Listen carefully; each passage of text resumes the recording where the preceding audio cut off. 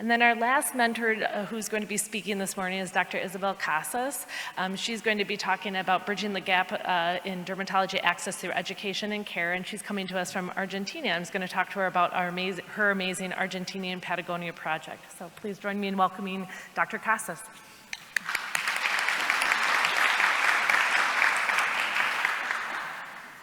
Thank you very much for the invitation, and thank you, GLODERM, for giving me the opportunity to share my work with all these amazing people joining us. I work for public hospital, both in Argentina and Chile. I live in the south of Argentina, very close to the border. And I also work for the public university, the School of Medicine. I was not born in Patagonia. I was born in Buenos Aires, the capital city of Argentina, and I did my residency there, my dermatology training, and just when I finished it, I decided to move to the south and took this long trip in pavement roads, not pavement roads, to the Neuquén province, which is that white cross right in the border with Chile in the northwest part of the Patagonia. This is the same situation we have been listening all around this session. We have climate against us, and this is the whole Patagonia can be described as a triangle, and it includes both Chile and Argentina.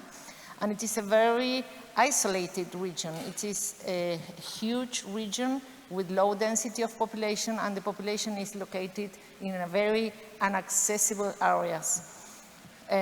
This is a detailed map of the region where I arrived at the beginning, and you can see these blue dots are each Mapuche communities living in very isolated areas where there are no public transportation. The access to medical care is very, very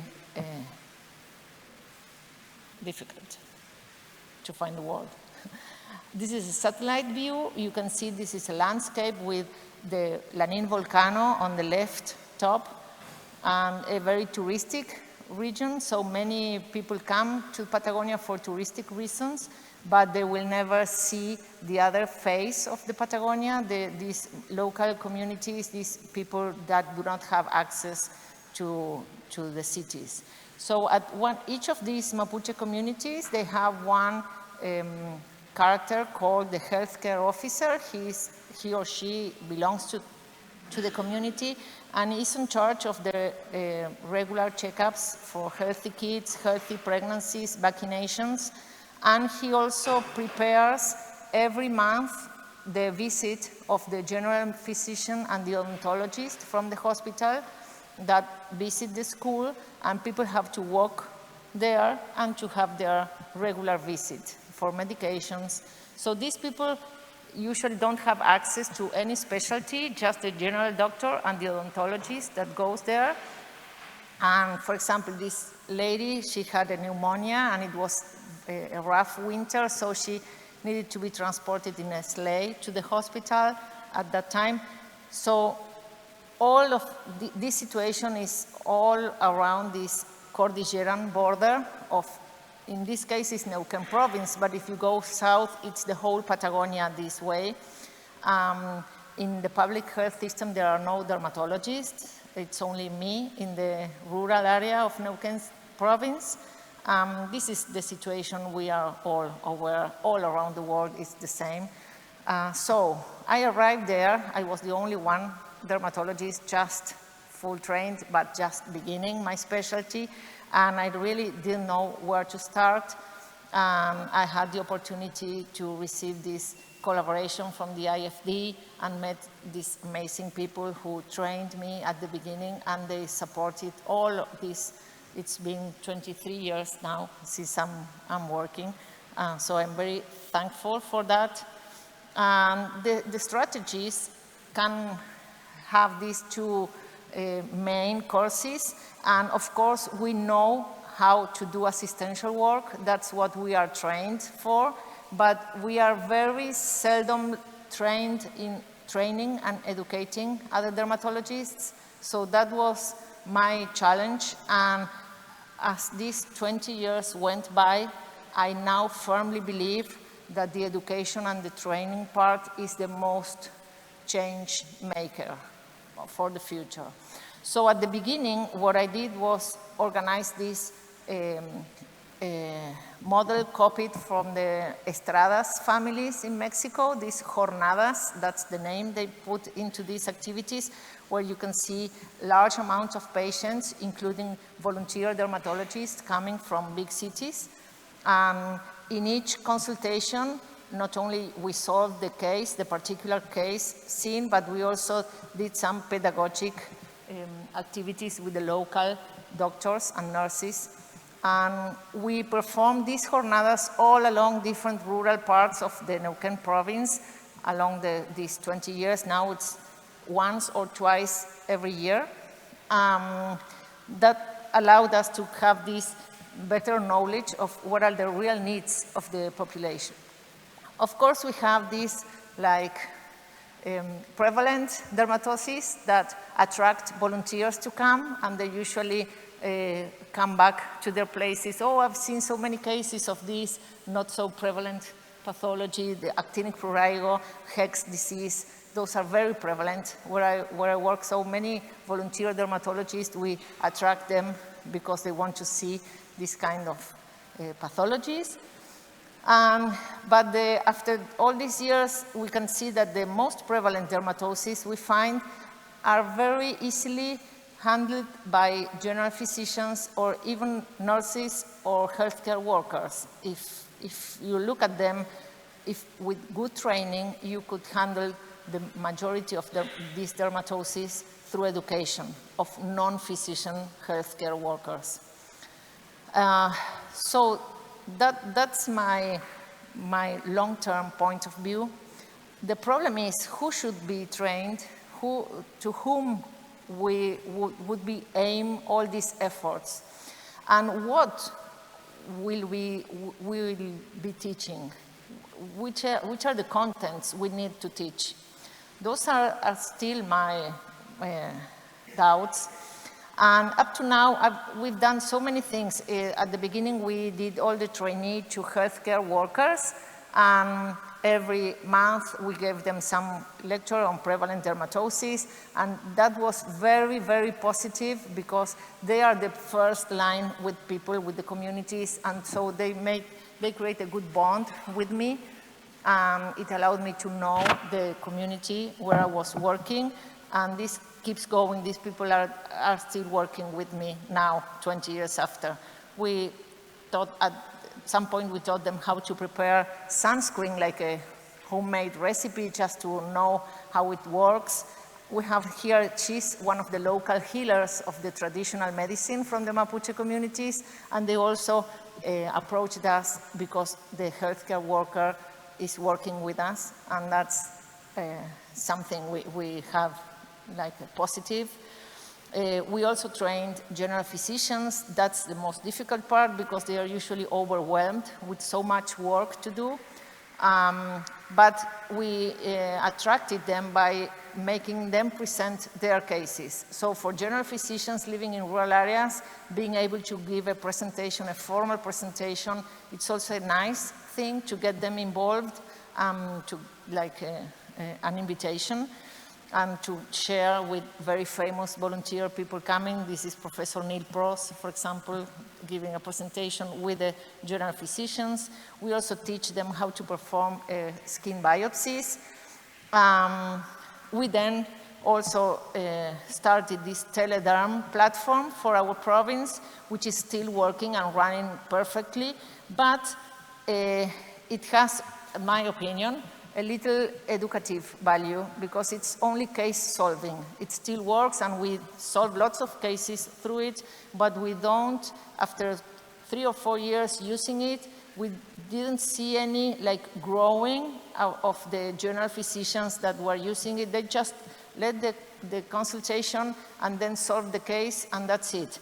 So what we improved about it is we asked who were willing to do like synchronic telederm office, and 2 general physicians. Since 3 years now, they are running this telederm synchronic office in the center town of our province. So after 3 years now, they are mostly dermatologists now, because they see every Wednesday, they see patients with me or other dermatologists that offer volunteer. And many cases are now being like triaged, and they don't even need the telederm consultation. So this is a telederm.